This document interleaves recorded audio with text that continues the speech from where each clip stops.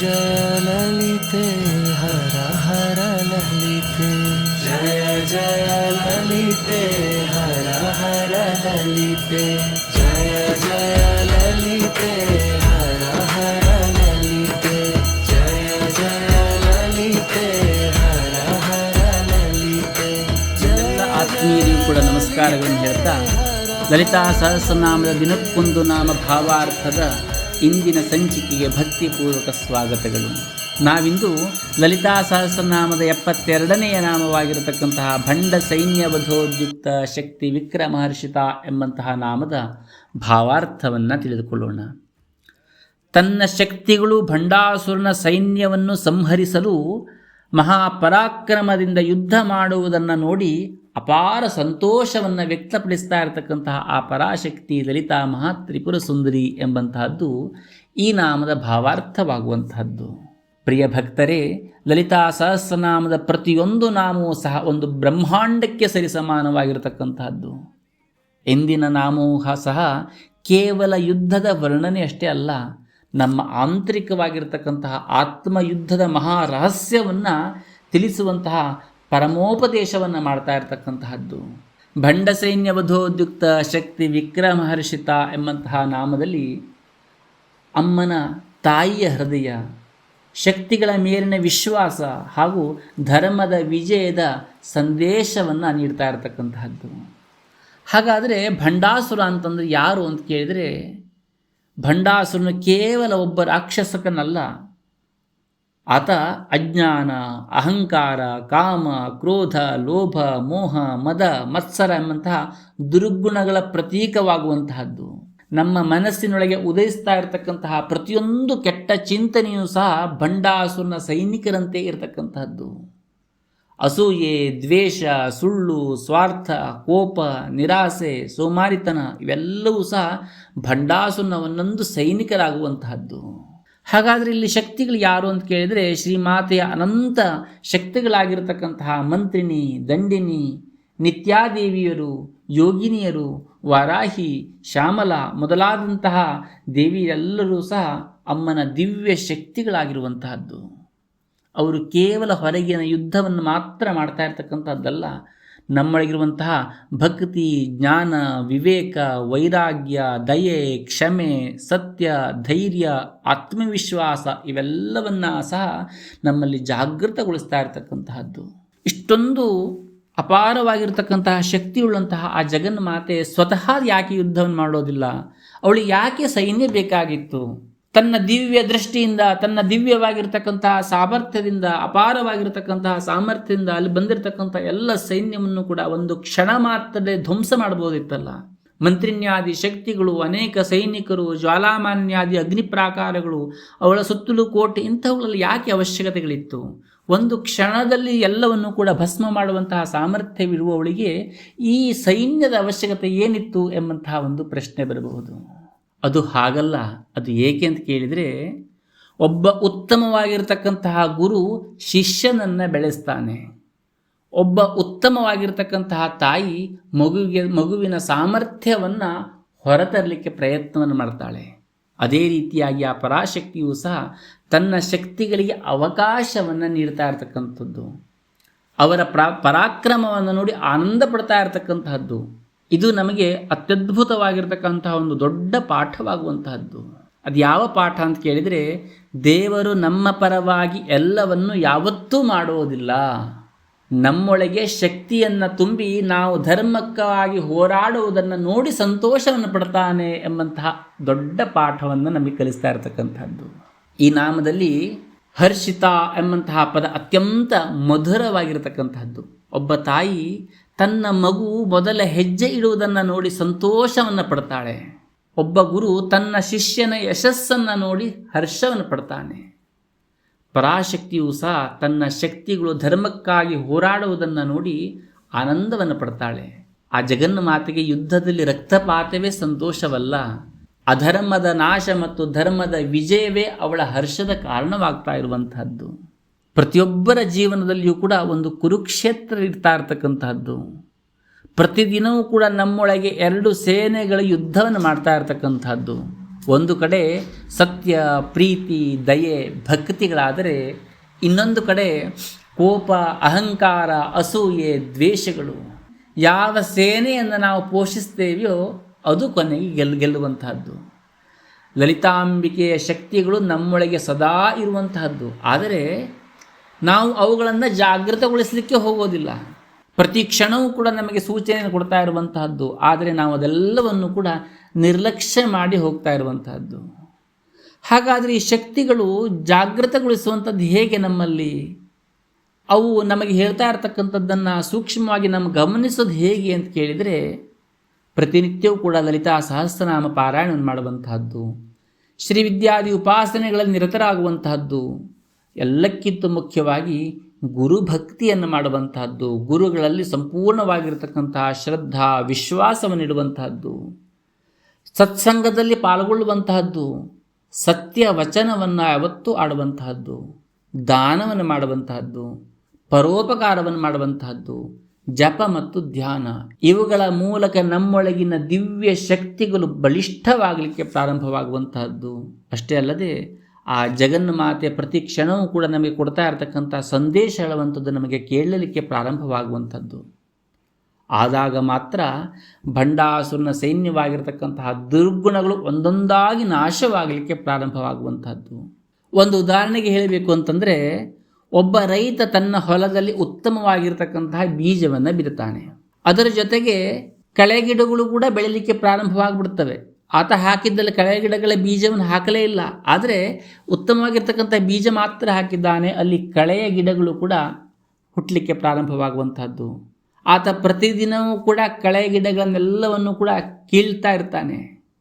ಕಿತ್ತ ಮಾತ್ರಕ್ಕೆ ಹೋಗೋದಿಲ್ಲ, ಮತ್ತೆ ಪುನಃ ಮತ್ತೊಂದು ಗಿಡ ಬರಲಿಕ್ಕೆ ಪ್ರಾರಂಭವಾಗುವಂಥದ್ದು. ಯಾರೋ ಒಬ್ಬ ಅದನ್ನು ನೋಡ್ತಾ ಇರುವಂತಹ ವ್ಯಕ್ತಿ ಹೇಳ್ತಾನೆ, ಯಾಕೆ ಪ್ರತಿದಿನವೂ ಹೋಗಿ ಕೀಳ್ತಾ ಇರುವಂತಹದ್ದು, ಒಮ್ಮೆಲೆ ಎಲ್ಲವನ್ನು ಸುಟ್ಟು ಬಿಡಬಹುದಿತ್ತಲ್ಲ ಅಂಥೇಳಿ. ಆಗ ಆ ರೈತ ನಕ್ಕು ಹೇಳ್ತಾನೆ, ಹಾಗೆ ಮಾಡಿದರೆ ಬೆಳೆ ಕೂಡ ಸುಟ್ಟು ಹೋಗಿಬಿಡ್ತದೆ, ಕಳೆಯ ಒಟ್ಟಿಗೆ ಬೆಳೆಯೂ ಕೂಡ ಸುಟ್ಟು ಹೋಗುವಂಥದ್ದು. ಅದೇ ರೀತಿಯಲ್ಲಿ ದೇವಿಯೂ ಸಹ ನಮ್ಮೊಳಗಿನ ಒಳ್ಳೆಯ ಗುಣಗಳನ್ನು ಬೆಳೆಸ್ತಾ ಕೆಟ್ಟ ಗುಣಗಳನ್ನು ನಿಧಾನವಾಗಿ ನಿವಾರಣೆಯನ್ನು ಮಾಡುವಂತಹದ್ದು. ಹಾಗಾಗಿ ಭಂಡಾಸುರ ಹೇಳುವಂಥದ್ದು ಹೊರಗೆಲ್ಲೂ ಇರತಕ್ಕಂಥದ್ದಲ್ಲ, ಅವನು ನಮ್ಮ ಮನಸ್ಸಿನೊಳಗೆ ಇರುವಂತಹದ್ದು. ಅವನ ಸೈನ್ಯವೆಂದರೆ ನಮ್ಮಲ್ಲಿ ಬರತಕ್ಕಂತಹ ಸಾವಿರಾರು ನಕಾರಾತ್ಮಕ ಚಿಂತನೆಗಳು. ದೇವಿಯ ಶಕ್ತಿಗಳೆಂದರೆ ಜ್ಞಾನ, ವಿವೇಕ, ಭಕ್ತಿ, ಆತ್ಮಶಕ್ತಿಗಳು. ಒಮ್ಮೆ ಭಕ್ತಿ ಬಂದರೆ ಕಾಮ ಹೇಳುವಂಥದ್ದು ಓಡಿಬಿಡುವಂಥದ್ದು. ನಮ್ಮಲ್ಲಿ ಜ್ಞಾನ ಬಂದರೆ ಅಜ್ಞಾನ ಹೇಳುವಂಥದ್ದು ನಾಶವಾಗುವಂಥದ್ದು. ನಮ್ಮಲ್ಲಿ ವೈರಾಗ್ಯ ಬಂದರೆ ಮೋಹ ಹೇಳುವಂಥದ್ದು ಕರಗುವಂಥದ್ದು. ನಮ್ಮಲ್ಲಿ ಕ್ಷಮೆಯ ಗುಣ ಬಂದರೆ ದ್ವೇಷ ಹೇಳುವಂಥದ್ದು ಕರಗುವಂತಹದ್ದು. ಇದೇ ಭಂಡ ಸೈನ್ಯದ ಸಂಹಾರವಾಗುವಂತಹದ್ದು. ಆ ಜಗನ್ಮಾತೆ ಉಪಾಸಕರಾಗಿರ್ತಕ್ಕಂತಹ ಯಾರೂ ಕೂಡ ಯಾವುದೇ ಕ್ಷಣದಲ್ಲೂ ಕೂಡ ನಿರಾಶರಾಗಬಾರ್ದು. ನನಗೆ ಅದಾಗಲಿಲ್ಲ, ಇದಾಗಲಿಲ್ಲ, ನಾನು ಅದನ್ನು ಪ್ರಾರ್ಥನೆ ಮಾಡಿದ್ದೆ ಆದರೂ ಆಗಲಿಲ್ಲ, ನಿತ್ಯವೂ ಕೂಡ ಸ್ತೋತ್ರಾದಿಗಳನ್ನು ಮಾಡ್ತಾ ಇದ್ದೆ ಆದರೂ ಕೂಡ ಅದು ಯಾವ ಕೆಲಸವೂ ಕೂಡ ಆಗ್ತಾ ಇಲ್ಲ ಎಂಬಂತಹ ನಿರಾಶಾವಾದವನ್ನು ಯಾವತ್ತೂ ಕೂಡ ಆಗಬಾರ್ದು. ಯಾಕೆಂತಂದರೆ ಅವನು ಒಬ್ಬನೇ ಅಲ್ಲ, ಅವನ ಹಿಂದೆ ಅವನಿಗೆ ಗೊತ್ತಿಲ್ಲ, ಅವನ ಹಿಂದೆ ಆ ಜಗನ್ಮಾತೆ ಅನಂತ ಶಕ್ತಿಗಳು ಕೂಡ ಅವನೊಂದಿಗೆ ಸದಾ ಕಾಲದೂ ಕೂಡ ಇರತಕ್ಕಂತಹದ್ದು. ನಾವು ಧರ್ಮದ ಮಾರ್ಗದಲ್ಲಿ ಒಂದು ಹೆಜ್ಜೆ ಇಟ್ಟರೆ ಸಾಕು, ಆ ಜಗನ್ಮಾತೆ 100 ಹೆಜ್ಜೆ ನಮ್ಮ ಕಡೆಗೆ ಬರುವಂಥದ್ದು. ನಾವು ದುರ್ಗುಣಗಳ ವಿರುದ್ಧ ಒಂದು ಹೆಜ್ಜೆ ಹೋರಾಟಕ್ಕೆ ಮುಂದಾದರೆ ಆ ಜಗನ್ಮಾತೆ ದೂರದಿಂದ ನೋಡ್ತಾ ಕೂಡೋದಿಲ್ಲ. ನಮ್ಮ ಪ್ರತಿಯೊಂದು ಪ್ರಯತ್ನದಲ್ಲೂ ಕೂಡ ನೋಡಿ ಹರ್ಷಿಸ್ತಾಳೆ, ಒಟ್ಟಿಗೆ ನಿಮಗೆ ಸಹಕಾರವನ್ನು ಕೂಡ ಕೊಡುವಂತಹದ್ದು. ಅದೇ ಈ ನಾಮದ ಸಾರವಾಗ್ತಾ ಇರುವಂತಹದ್ದು. ಅಂತಿಮವಾಗಿ ಭಂಡ ಸೈನ್ಯವಧೋದ್ಯುಕ್ತ ಶಕ್ತಿ ವಿಕ್ರಮಹರ್ಷಿತ ಎಂಬಂತಹ ನಾಮವು ನಮಗೆ ಹೇಳುವುದೇನಂತ ಕೇಳಿದರೆ, ಪರಮಾತ್ಮನು ನಮ್ಮನ್ನು ದುರ್ಬಲರನ್ನಾಗಿ ಮಾಡಲು ಬಯಸುವುದಿಲ್ಲ, ನಮ್ಮೊಳಗಿನ ದಿವ್ಯ ಶಕ್ತಿಗಳನ್ನು ಜಾಗೃತಗೊಳಿಸಿ ಅಧರ್ಮದ ವಿರುದ್ಧ ಧೈರ್ಯದಿಂದ ಹೋರಾಡಲಿಕ್ಕೋಸ್ಕರವಾಗಿ ನಮ್ಮನ್ನು ರೂಪಿಸ್ತಾನೆ. ಅದಕ್ಕೋಸ್ಕರವಾಗಿ ಆ ಭಗವಂತ ಅನುಗ್ರಹವನ್ನು ಮಾಡ್ತಾನೆ ಎಂಬುದಾಗಿ. ನಾವು ಭಕ್ತಿ, ಜ್ಞಾನ, ಧರ್ಮ ಮತ್ತು ಸತ್ಯದೊಂದಿಗೆ ಬದುಕಿದಾಗ ಮಾತ್ರ ನಮ್ಮೊಳಗಿನ ಭಂಡಾಸುರನ ಸೈನ್ಯ ಹೇಳುವಂಥದ್ದು ನಾಶವಾಗುವಂತಹದ್ದು. ಆ ವಿಜಯವನ್ನು ನೋಡಿ ಲಲಿತಾಂಬಿಕೆ ತಾಯಿಯ ಹೃದಯ ಅಪಾರ ಹರ್ಷದಿಂದ ತುಂಬುವಂತಹದ್ದು. ಆದ್ದರಿಂದ ಈ ನಾಮವನ್ನು ಸ್ಮರಿಸುತ್ತಾ ಜಗನ್ಮಾತೆಯಲ್ಲಿ ಪ್ರತಿದಿನವೂ ಕೂಡ ಪ್ರಾರ್ಥನೆ ಮಾಡೋಣ. ಅಮ್ಮ, ನನ್ನೊಳಗಿನ ದುರ್ಗುಣಗಳನ್ನು ಸಂಹರಿಸಲು ನಿನ್ನ ದಿವ್ಯ ಶಕ್ತಿಗಳನ್ನು ಜಾಗೃತಗೊಳಿಸು. ಧರ್ಮ ಮಾರ್ಗದಲ್ಲಿ ನಡೆಯುವಂತಹ ಧೈರ್ಯವನ್ನು ಕೊಡು. ನನ್ನ ಆತ್ಮ ವಿಜಯವನ್ನು ನೋಡಿ ನೀನು ಹರ್ಷಿಸುವಂತೆ ನನ್ನ ಜೀವನವನ್ನು ರೂಪಿಸು ಎಂಬುದಾಗಿ ಪ್ರಾರ್ಥಿಸ್ತಾ ತಾಯಿಯ ಸಂತೋಷದ ಒಂದು ಕಥೆಯನ್ನು ಕೇಳೋಣ. ಬಹಳ ವರ್ಷಗಳ ಹಿಂದೆ ಒಂದು ರಾಜ್ಯದಲ್ಲಿ ಅತ್ಯಂತ ಪರಾಕ್ರಮಶಾಲಿಯಾಗಿರ್ತಕ್ಕಂತಹ ಒಬ್ಬ ರಾಣಿ ಇದ್ಲು. ಆ ರಾಣಿಯ ಹೆಸರು ಏನು ಅಂತ ಕೇಳಿದರೆ ಮಹಾಶಕ್ತಿ ಎಂಬುದಾಗಿ. ಆಕೆಯ ಶೌರ್ಯವನ್ನು ಕೇಳಿ ದುಷ್ಟ ಜನರು ನಡುಗ್ತಾ ಇದ್ದರು. ಯುದ್ಧಕ್ಕೆ ಬರೋದಲ್ಲ, ದೂರದಿಂದ ಹೆಸರನ್ನು ಕೇಳಿದ ಸಾಕು ನಡುಗ್ತಾ ಇದ್ದರು. ಆದರೆ ಆ ರಾಣಿ ಹೃದಯ ಮಾತ್ರ ತಾಯಿಯ ಹೃದಯದಂತೆ ಮೃದುವಾಗಿರುವಂತಹದ್ದು. ಎದುರಿಗಿರ್ತಕ್ಕಂತಹ ಎಲ್ಲ ದುಷ್ಟರು ಕೂಡ ಅವಳ ಹೆಸರನ್ನು ಕೇಳಿದರೆ ನಡುಗ್ತಾರೆ. ಅಂತಹ ಒಂದು ಪರಾಕ್ರಮ ಇರುವಂತಹವಳು. ಅವಳ ಹೃದಯ ಹೇಳುವಂಥದ್ದು ತಾಯಿಯ ವಾತ್ಸಲ್ಯದ ಹೃದಯವಾಗಿರುವಂತಹದ್ದು. ಇದೇ ರೀತಿಯಾಗಿ ನಡೀತಾ ಇರುವಂತಹದ್ದು. ಒಮ್ಮೆ ರಾಜ್ಯದ ಮೇಲೆ ಕ್ರೂರನಾಗಿರತಕ್ಕಂತಹ ಒಬ್ಬ ದರೋಡೆಕೋರ ದಾಳಿಯನ್ನು ಮಾಡ್ತಾನೆ. ಆತನೊಂದಿಗೆ ಸಾವಿರಾರು ಸೈನಿಕರಿರುವಂತಹದ್ದು. ರಾಜ್ಯದ ಜನರೆಲ್ಲ ಭಯದಿಂದ ನುಡುಗಿ ಓಡಿ ಹೋಗಲಿಕ್ಕೆ ಪ್ರಾರಂಭವನ್ನು ಮಾಡ್ತಾರೆ. ಅರಮನೆಯಲ್ಲಿರುವಂತಹ ಸೇನಾಧಿಪತಿಗಳು ರಾಣಿಗೆ ಹೇಳ್ತಾರೆ, ಮಹಾರಾಣಿ, ನೀವು ಸ್ವತಃ ಯುದ್ಧಕ್ಕೆ ಇಳಿದರೆ ಒಂದು ಕ್ಷಣದಲ್ಲಿ ಆ ಶತ್ರುಗಳು ನಾಶವಾಗಿ ಹೋಗಿಬಿಡ್ತಾರೆ. ಹಾಗಾಗಿ ನೀವು ಅವರನ್ನು ನಾಶ ಮಾಡಬೇಕು ಎಂಬುದಾಗಿ ಹೇಳ್ತಾರೆ. ಆ ರಾಣಿ ಅವರಿಗೆ ಮೃದುವಾಗಿ ಹೇಳ್ತಾಳೆ, ನಾನು ಈಗಲೇ ಹೋದರೂ ಕೂಡ ಗೆಲ್ಲಬಹುದು. ಆದರೆ ನನ್ನ ಶೂರ ಯೋಧರ ಸಾಮರ್ಥ್ಯವನ್ನು ಲೋಕ ನೋಡಬೇಕು. ಅವರ ಧೈರ್ಯ ಬೆಳಗಬೇಕು. ಅವರ ಧರ್ಮಕ್ಕಾಗಿ ಹೋರಾಡಬೇಕು.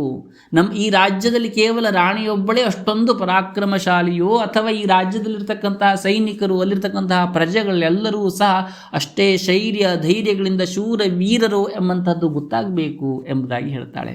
ಈ ರೀತಿಯಾಗಿ ಹೇಳಿ ತನ್ನ ಅತ್ಯಂತ ವಿಶ್ವಾಸಾರ್ಹ ಯೋಧರನ್ನು ಯುದ್ಧಕ್ಕೆ ಕಳುಹಿಸ್ತಾಳೆ. ಯುದ್ಧ ಪ್ರಾರಂಭವಾಗುವಂಥದ್ದು.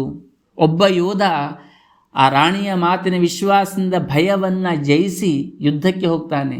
ಅದನ್ನು ನೋಡಿರ್ತಕ್ಕಂತಹ ಇನ್ನೊಬ್ಬನು ಕೂಡ ಸ್ವಾರ್ಥವನ್ನು ತೊರೆದು ತನ್ನ ಸ್ನೇಹಿತರ ಪ್ರಾಣವನ್ನು ಉಳಿಸಲಿಕ್ಕೋಸ್ಕರ ಯುದ್ಧಕ್ಕಾಗಿ ಹೋಗ್ತಾನೆ.